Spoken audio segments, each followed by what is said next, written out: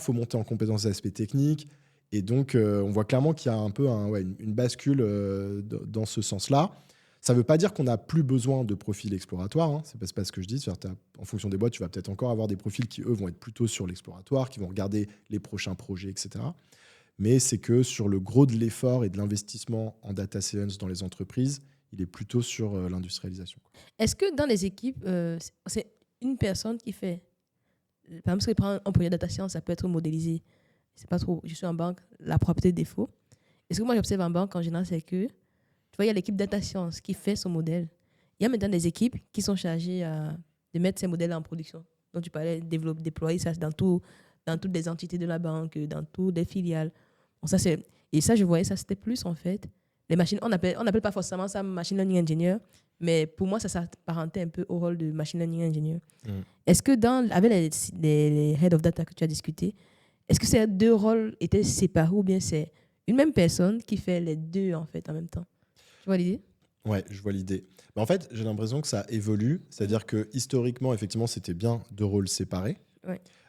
Aujourd'hui, il va y avoir des boîtes où la ligne, elle va être un peu plus fine. Ok.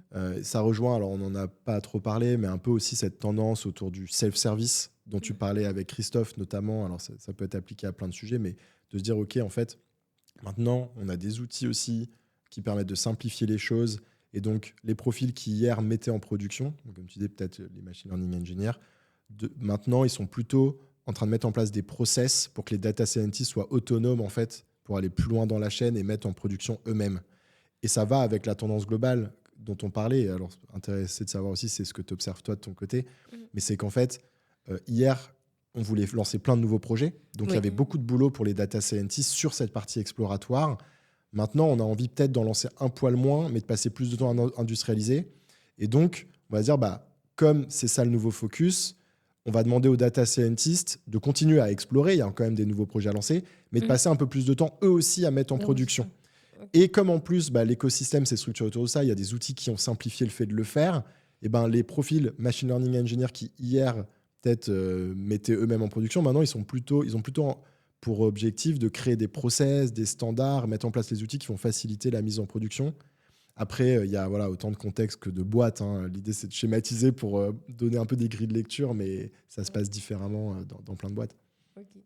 Donc, dans les trois tendances que je note, c'est OK, on avait Modern Data Stack, on avait justement Analytics Engineer, Self-Service, même si on n'a pas trop parlé, et enfin le passage à la mise en production, Machine Learning Engineer et autres.